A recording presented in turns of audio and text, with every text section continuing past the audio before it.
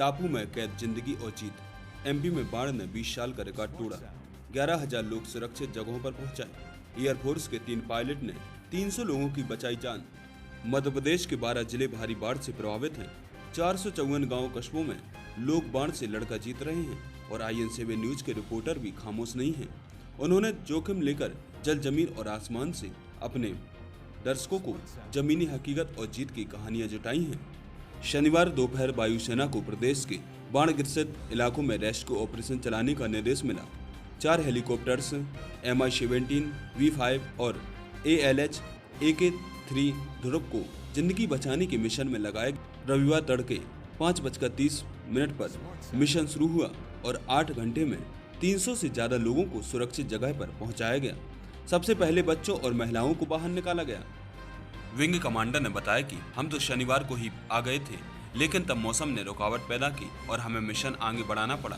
फिर तय हुआ कि तड़के 4 बजे निकले। यही किया। हम 1 घंटे में प्रभावित इलाकों में पहुंच गए थे, लेकिन बाढ़ में फंसे लोगों को नेविगेट करने में दिक्कत हुई। जैसे ही पहली सही लोकेशन मिली, हमने ऑपरेशन शुरू कर दिया। रायसेन और सीहोर में 2-2 हेलीकॉप्टर रेस्क्यू में जुटे थे। हम PPE किट साथ लाए थे। प्रशासन ने भी करीब 30 किट रखी थी, लेकिन जब लोगों को बचाने उतरे तो कुछ भी ध्यान नहीं रहा। एक को ऊपर खींचा और फिर खुद को सैनिटाइज कर कीचड़ में उतर गए। लक्ष्य था बच्चों को सबसे पहले बचाएं। फ्लाइट लेफ्टिनेंट संजय जॉब और सार्जेंट RK वर्मा मेरे साथ थे। फ्यूल लेने भोपाल आने और फिर प्रभावित जगहों पर पहुंचने के बीच में जो भी समय मिला उसमें खाना खाया। हम कोरोना प्रोटोकॉल के तहत रेस्क्यू कर रहे थे। इसमें काफी दिक्कत हुई। मेरे साथ फ्लाइट लेफ्टिनेंट प्रतीक दयानंद और करणदीप सिंह लगातार करीब 7 घंटे काम में जुटे रहे।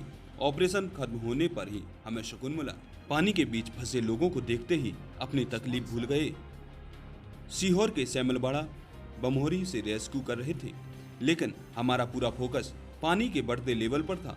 जैसे जैसे पानी बढ़ रहा था, उससे अंदेशा था कि यहाँ बने हर घर कहीं ढह ना सा जाए।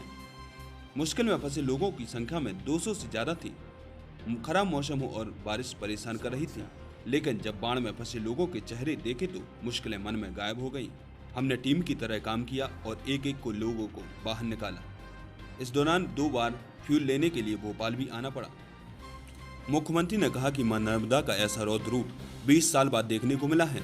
नदी बेसिन में हुई भारी बारिश की वजह से 12 जिलों के 454 गांव बाढ़ के पानी में घिरे हुए हैं, लेकिन जिला प्रशासन, NDRF, सेना और वायुसेना के जवानों ने रेस्क्यू ऑपरेशन चलाकर करीब 11,000 लोगों को सुरक्षित जगह पर पहुंचा दिया। देवास, हरदा, सीहोर, होशंगाबाद, रायसेन, विदिशा, बालाघाट, सिवनी, छिंदवाड़ा, खंडवा आदि जिलों में बाढ़ का ज्यादा असर हुआ है। अलग अलग जगहों से 267 लोगों को एयरलिफ्ट किया गया है। नर्मदा नदी के लगभग सभी प्रमुख बांध जैसे बरगी, तवा, बरना, इंदिरा सागर और ओमकारेश्वर अपने पूरे स्तर के करीब पहुंच चुके हैं। मैंने प्रधानमंत्री नरेंद्र मोदी को भी पूरी स्थिति बता दी है। शनिवार की पूरी रात खुद कंट्रोल रूम में बैठकर स्थिति पर नजर रखे रहा। यदि बरगी और तवा डैम में पानी नहीं छोड़ते तो वे ओवरफ्लो हो सकते थे।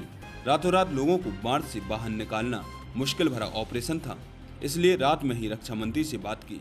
उन्होंने तुरंत सेना को मदद के लिए भेजा। अभी स्थिति नियंत्रण में है, फिर भी पश्चिमी मध्य प्रदेश के सभी जिलों में भारी बारिश होने की आशंका है, इसलिए इन जिलों को हाई अलर्ट पर रखा गया है। IN7 news bureau.